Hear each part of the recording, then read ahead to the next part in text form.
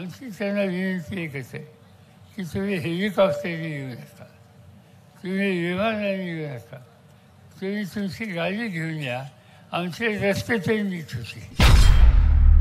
लोकांच्या हितासाठी सत्ता वापरायची असते आणि त्या सत्तेनं परिसर बदलायचा असतो. याची आठवण आजच्या सरकारला, आजच्या राज्यकर्त्यांना यत्किंचितही लागलेली नाही.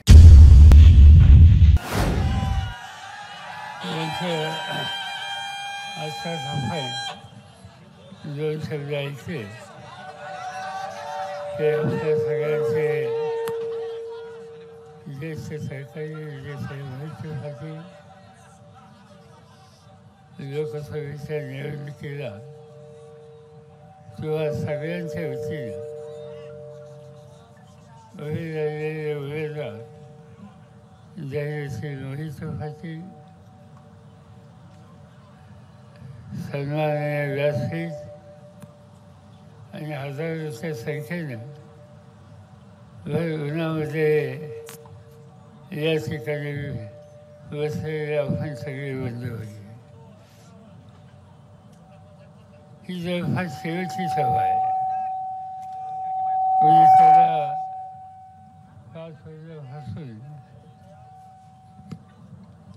5 वाजल्यापासून 5 नाही 6 प्रचार बंद होईल आणि 2 दिवसांनी आपल्याला मताचा निर्णय घ्यायचा आहे. तो घेत असताना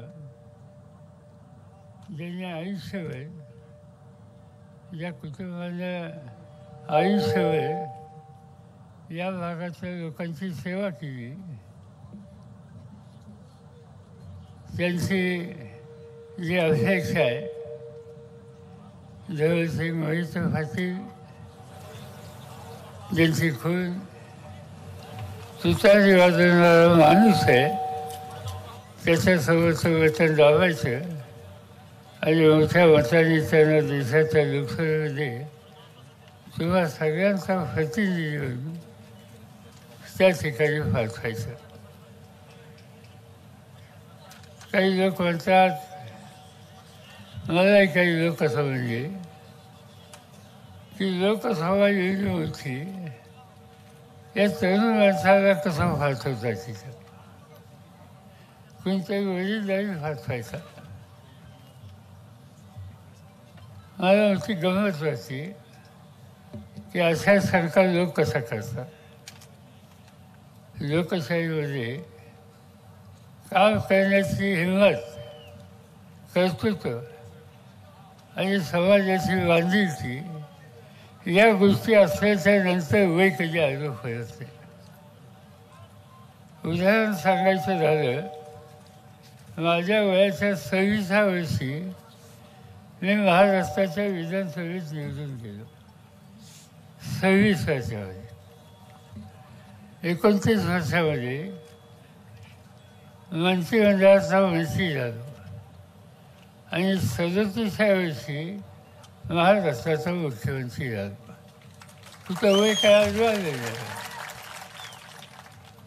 आणि इथं घराची पार्श्वभूमी आहे. इथं आल्याच्या नंतर मी सहजच विचार करत होतो की एकेकाळी माझ्या राजकारणाच्या सुरुवातीच्या काळामध्ये मी कधी कधी अकलूजला येत असे.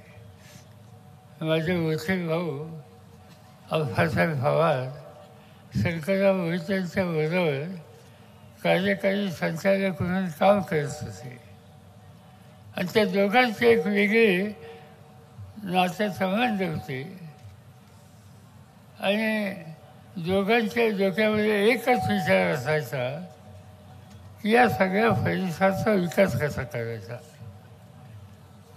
आणि शंकररावजींनी आयुष्यभर हे काम केलं. अनेक प्रश्न होते. त्या काळात दुष्काळ असायचा, पाण्याचा प्रश्न नसायचा, आणखीन काही गोष्टी जोडधंदे व्हावेत अशा प्रकारची त्यांची अपेक्षा असायची. कारखाना उत्तम चालला पाहिजे त्याबद्दल त्यांची भावना असायची. सतत एकच गोष्ट डोक्यामध्ये विकास विकास विकास, भागाचा विकास आणि लोकांच्या संसारामध्ये कसा बदल करता येईल हेच काम त्यांनी उभं आयुष्यभर केलं. मला आठवत आहे की हे उजनीचं धरण आहे, त्या धरणाच्यासाठी अनेकांनी प्रयत्न केले होते त्या काळात. आणि त्याच्यामध्ये शंकरराव मोहितेंचा वाटा मोठा होता. आणि त्याच्या मागचं कारण हे होतं की या भागाच्या शेतीला पाणी मिळावं नाही.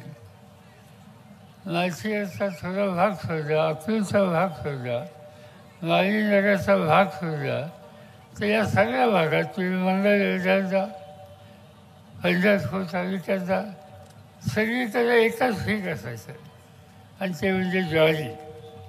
मंगळवेढ्याची ज्वारी ही प्रसिद्ध असायची. आणि ज्यावेळी हे धरण या ठिकाणी बांधलं, त्या धरणाच्या उद्घाटनाला त्यावेळेचे देशाचे ज्येष्ठ नेते यशवंतराव चव्हाण हे आले होते. त्या कार्यक्रमाला मी हजर होतो कार्यकर्ता म्हणून. आणि चव्हाण साहेबांनी भाषण केलं. ते भाषण माझ्या लक्षात कायमचं आहे. भाषण काय केलं की धरण बांधलं इथं, त्याच्या आधी ते पाणी चंद्रभागेतनं जायचं पंढरपूरपर्यंत, महाराष्ट्राच्या कानाकोपऱ्यातनं वारकरी तिथे यायचा, स्नान करायचा आणि पांडुरंगाचं दर्शन करायचं. चव्हाण साहेबांनी भाषण केलं की पांडुरंगा ही तुझी नदी आम्ही या ठिकाणी आजवली, तू आजवली म्हणून आमच्या राग धरणार नाही याची आम्हाला खात्री आहे. कारण आम्हाला इथं तुझं पाणी आजवायचं आहे, तुझी चंद्रभागा आजवायची आहे. उजनीच्या धरणात आम्ही ती आजवणार, कालवे काढणार आणि या भागाची जेवढी शेती आहे त्यांच्या शिवाराला पाणी देणार. तुला असं वाटेल की हे धरण आम्ही बांधलं, तुझी नदी आम्ही आजवली, त्यावेळेस तुझं दर्शन आम्हाला कसं व्हायचं, तुम्ही काही चिंता करू नका, आम्हाला तुझं दर्शन होईल. आणि हे पांडुरंगा या भागामध्ये जी ज्वारीची पिकं घेतली जातील, त्याचं कणीस हे भारदार असेल आणि त्या कणसाच्या ज्वारीच्या दाण्यामध्ये माझ्या भाऊबंधांना, शेतकऱ्यांना तुझं दर्शन त्या ठिकाणी येईल. हे उदाहरण त्यांच्या ठिकाणी दिलं होतं. आज मला चिंता दुसऱ्या गोष्टीची वाटते. मी अनेकदा प्रवास करतो, कधी सोलापूरला जातो, कधी हेलिकॉप्टरवरनं जात असतो. आणि खाली उजनी लागली की मला जुन्या गोष्टी आठवतात. आणि उजनीकडे माझी नजर गेली तर माझी झोप खराब होती. काय ते पाणी, काय ते त्याच्यामध्ये काय वर्ण, काय म्हणतात त्याला, वर्ण ते वाहून येतं सगळं.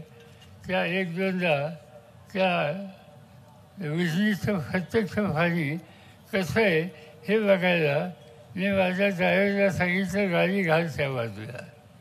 आणि बघितलं, हातामध्ये थोडं पाणी घेतलं, त्याचा वास काय येत होता, पिणं शक्यच नाही, अतिशय गलिच्छ पाणी. आणि असं तिथे या ठिकाणी होत असताना एक राज्यकर्ते एका काळचे असे होते की त्या पाण्याने त्यांचं घरदार शेती समृद्ध केली.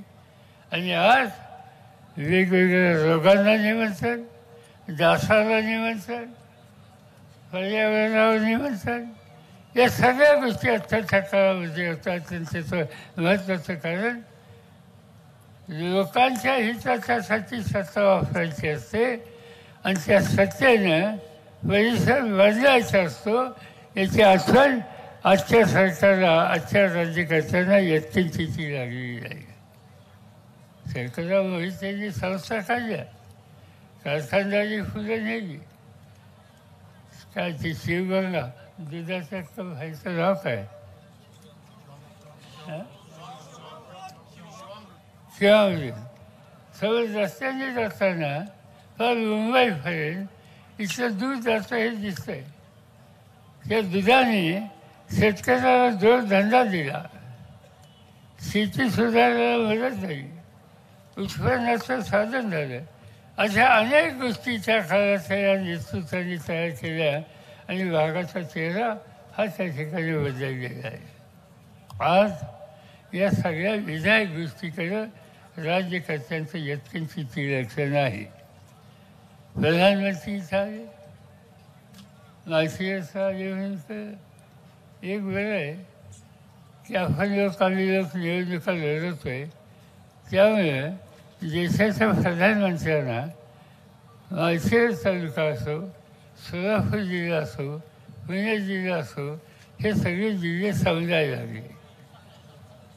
आम्ही ऐकायचो पूर्वी की कधीतरी वर्षातनं 10 वर्षातनं नेहरूंची एखादी सभा ही सोलापूरला असायची. आता प्रधानमंत्री आठवड्याला येत आहेत. हा प्रधानमंत्री आम्ही समजत होतो हा देशाचा प्रधानमंत्री असतो, पण आम्ही बघतो हल्ली जाहीर निवडणुकीला फॉर्म भरायचा निकाल घेतल्याच्या नंतर हे देशाचे प्रधानमंत्री आमच्याकडे आठवडा मंत्री आहे. दर आठवड्याला असं येणारच म्हणून कळलं. एका अधिकाऱ्यांनी सांगितलं आम्ही गडबडीत आहोत का, तर प्रधानमंत्र्यांची आणखी एक तक्रारीच आहे. या बाबा, आमची त्यांना विनंती एकच आहे की तुम्ही हेलिकॉप्टरने येऊ नका, तुम्ही विमानाने येऊ नका, तुम्ही तुमची गाडी घेऊन या. आमचे रस्ते तरी नीट होते, ते रस्ते सुधारला त्याचा उपयोग त्या ठिकाणी होईल. आज हे मुख्यमंत्री प्रधानमंत्री करतात काय, काय त्यांनी केलं? कुठल्या देशाचा प्रधानमंत्री हा संबंध देशाचा असतो, देशाच्या हिताचा विचार करतो. आम्ही लोकांनी, मी केंद्र सरकारमध्ये 10 वर्ष काम केलं, त्याच्या आधी मी केंद्र सरकारमध्ये संरक्षण खात्याचं काम करत होतो.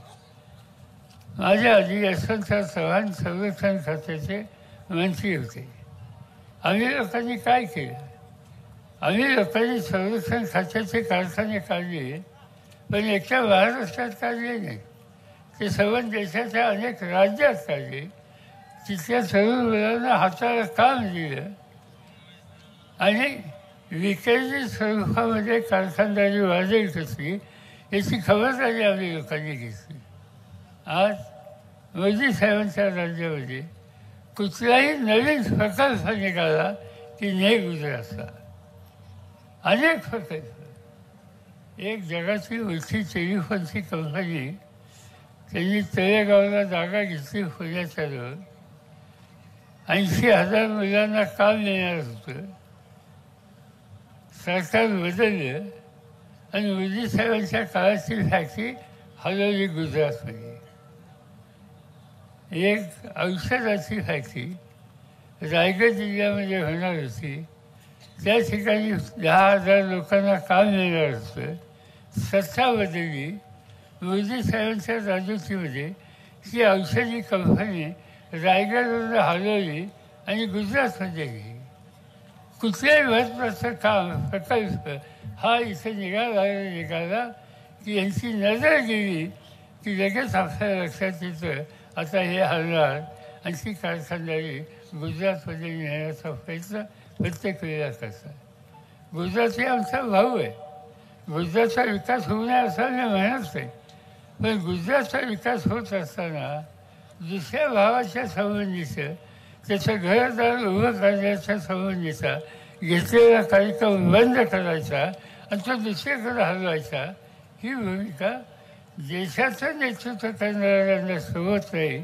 आणि ते काम आज मोदींच्या काळामध्ये होतं आहे आणि त्यामुळे आज त्यांच्या संबंधी आज बोलणं अवघड झालेलं आहे. आज मी बघतो मोदी साहेबांचं वैशिष्ट्य आहे असत्य बोलणं.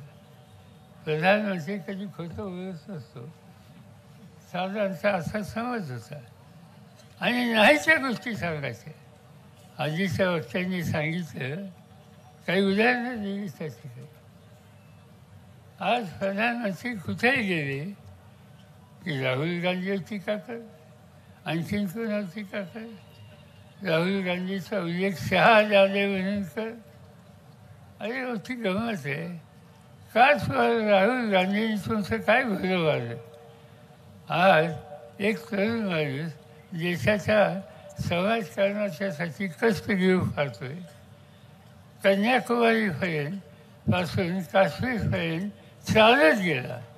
जाताना रस्त्याने जे भेटतील त्यांच्याकडून त्यांची स्थिती समजून घेतली. मग तो शेतकरी असो, मग तो कामगार असो, मग तो आदिवासी असो, पण त्याच्या डोक्यात एकच विचार आहे की हा देश प्रगतीचा रस्ता कसा न्यायचा, इथली गरिबी कशी घालवायची, इथली बेकारी कशी घालवायची, आणि हे काम करण्याच्या उद्देशाची भूमिका आज हा तरुण करत असेल तर त्याला प्रोत्साहित करायचं सोडून सिंहासारखं टीकाची फळी ही सातत्याने करतात.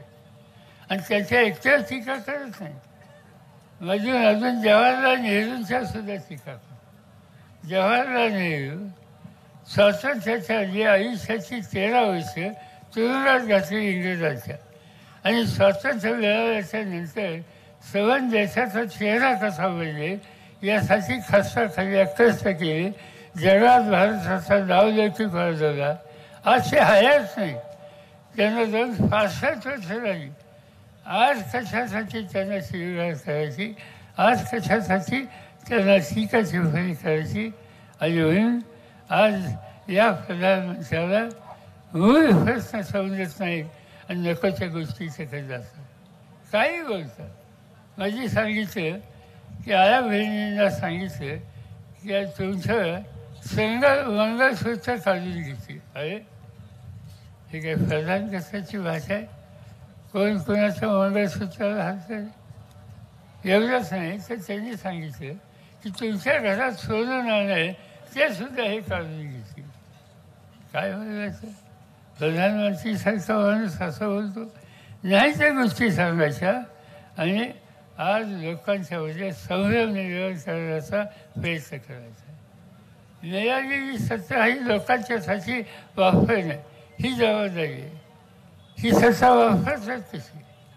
त्यांच्या विचाराशी कोणी सहमत होत नाही त्याच्या खचलेलं आहे. 1-2 संस्था खाल्ल्या. एकीचं नाव ईडी, दुसरीचं नाव CBI आणि तिसरीचं नाव CID. आज या सगळ्या संस्था त्यांच्या मनाच्या विरुद्ध कोण भूमी घेत असेल तर त्यांच्या विरुद्ध कारवाई करण्याच्या बदलेचा वापर आज या संस्थेच्या माध्यमातून होतो. अनेकांच्या खचलेवर. काल प्रधानमंत्र्यांनी सांगितले की एकंदर खचले जे आहे ते फक्त 3% राजकीय नेत्यांच्यावर आहेत. अहो 3% म्हणजे काय. समजा 1000 केसेस भरल्या तर 1000 केसेसमध्ये 3% म्हणजे 30 झाली. म्हणजे 30 नेते लोक जे कोणी खासदार असतील, कोणी मंत्री असतील त्यांना तुरुंगात टाकायला त्याचा वापर करायचा. आज किती लोक तुरुंगामध्ये.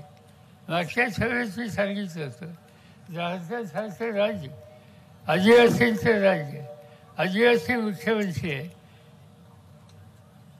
त्यांनी प्रधानमंत्र्यांची टीका केली मोदी साहेबांच्यावर. आज तिची काय स्थिती आहे. आज झारखंडच्या तुरुंगामध्ये तिथल्या मुख्यमंत्र्याला टाकले. दिल्लीची राजधानी देशाची, तिचा मुख्यमंत्री अरविंद केजरीवाल अतिशय चांगलं काम करणार. आरोग्याच्या क्षेत्रात त्याचं काम बघायला लोक येतात. शैक्षणिक क्षेत्रात त्यांनी क्रांती केली ते बघायला लोक येतात. आणि असं चांगलं काम करणारा फक्त मोदी साहेबांच्या धोरणात चूक कुठं आहे ही त्यांनी दाखवली. तसं भाषण केलं. आज अरविंद केजरीवाल दिल्लीचा मुख्यमंत्री दिल्लीच्या जेलमध्ये टाकलेला आहे. सत्ता याच्यासाठी वापरायची नसते. हे लोक या ठिकाणी सत्तेवर आले. लोकांचा पाठिंबा होता, त्यांचं बहुमत होतं. आणि बहुमत असलेल्या लोकांचा पाठिंबा असलेल्या या लोकांना आज तुरुंगात टाकण्याच्या संबंधीचा निकाल घेतात. याचा अर्थ हळूहळू आपण हुकुमशाही करत चाललेली. आणि या देशामध्ये एकेकाळी इंग्रजांची हुकुमशाही पाहिली. शेजारच्या पाकिस्तानमध्ये हुकुमशाही पाहिली. बांगलादेशमध्ये हुकुमशाही पाहिजे, श्रीलंकेमध्ये हुकुमशाही पाहिजे. कुठल्याही परिस्थितीमध्ये या देशामध्ये लोकशाहीचं जतन करणं ही तुमची माझी सगळ्यांची जबाबदारी आहे. आणि काही झालं तर चालेल, पण आम्ही हुकुमशाही या ठिकाणी येऊन देणार नाही. आज हे सरकार, हे मोदी सरकार, त्यांना लोकांच्या अधिकाराच्या संबंधी व्यक्तींची आस्था नाही. आता तुम्ही मला सांगा, आपल्या राज्यामध्ये जिल्हा परिषद महत्त्वाची संस्था आहे. विजयदादा अध्यक्ष होते सुरुवातीच्या काळामध्ये. आज जिल्हा परिषदच्या निवडणुका झाल्यात का? पंचायत समिती होती, पंचायत समितीची निवडणूक झाली. ग्रामपंचायत महत्त्वाची, त्याची निवडणूक झाली. या सगळ्या निवडणुका का होत नाही? त्या निवडणुका घ्यायच्या नाहीत, लोकांचा अधिकार थांबवायचा, मुलीवर लोकांच्या हातात सत्ता द्यायची आणि मुलीवरांनी देशाचं राज्य करायचं, ही संकल्पना मोदींची संकल्पना आहे. गॅरंटी गॅरंटी गॅरंटी सांगतात. मोदींची गॅरंटी ही आहे, लोकशाही संस्था उद्ध्वस्त करण्याच्या संबंधी, लोकांचा आधार संपवण्याच्या संबंधीची. आणि म्हणून त्या सगळ्याच्या संबंधात आपण जागो व्हावं आहे. दुसऱ्या बाजूने काही क्षेत्र आहेत, शेतीचं क्षेत्र. काय शेतीचा धरणा असतं?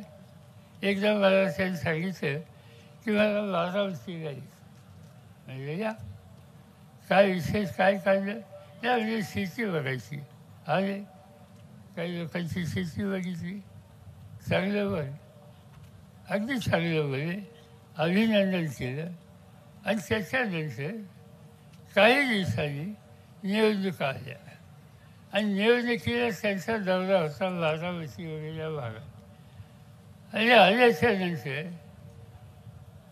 इतकं चमत्कारिक भाषणं केली की या राज्याचं शेतीचं वातावरण शरद पवारांनी केलं, या राज्याचं ऊसाचं वातावरण शरद पवारांनी केलं. 6 महिन्याच्या पूर्वी देशाच्या शेतीला नवा रस्ता दाखवायचं ऐतिहासिक काम शरद पवारांनी केलं असं म्हणणार आहे. 6 महिन्यात बदलले. त्यामुळे त्यांचा भरोसा हा ठेवता येणार नाही. मगाशी कोणत्या सांगितलं भाषणामध्ये, आमची धडपड ही आहे की शेतीमालाच्या किमती वाढल्या पाहिजे, शेतकऱ्याचं उत्पन्न वाढलं पाहिजे, त्याला जगाची बाजारपेठ मिळाली पाहिजे, इथला माल परदेशात गेला पाहिजे. ती साखर असो, अन्य कुठल्या गोष्टी असो, जगाची बाजारपेठ त्या ठिकाणी मिळाली पाहिजे. आणि ती ज्यावेळी मिळते त्यावेळी अर्थव्यवस्था सुधारते. आज तुमचा माल हा परदेशात जाऊन विकला जातो, त्याची किंमत ही परकीय चलनात मिळते आणि त्या चलनामुळे तुमच्या खिशात, तुमच्या अकाउंटमध्ये अधिक पैसे येतात. आणि म्हणून हे केलं पाहिजे. मला अभिमान असतो तुम्हा लोकांचा. एक दिवशी मी इंग्लंडला होतो आणि लंडनला गेल्याच्या नंतर तिथं डिपार्टमेंट स्टोअरमध्ये गेलो आणि सहज फाशी वाचली की या भागामध्ये शेतीचा माल फक्त ठेवला जातो. आणि तो शेतीचा माल ठेवणारा विभाग आहे, तो जाऊन बघावा असं मला वाटतं. मी गेलो त्या ठिकाणी. अतिशय चांगली केळी होती आणि त्या केळीवर लेबल होतं लहानसं आणि नाव काय घ्यायचं, जिल्हा सोलापूर. आज आपल्या इंग्लंडमध्ये पाश्चिमात्य देशामध्ये इंदापूर असेल, माळशिरस असेल, पंढरपूर असेल, म्हाडा असेल, करमाळा असेल, या भागातल्या शेतकऱ्यांनी जी केळी पिकवली ती जगात जायला लागली. हे आमच्या शेतकऱ्याचा बहुमान आहे. आणि असं काम करणाऱ्यांना प्रोत्साहन द्यायच्याऐवजी त्या निर्यात बंद घालतात. आणि हा निर्यात बंद घालण्याच्या संबंधीचा भाग आज या देशाचे प्रधानमंत्री करत आहेत.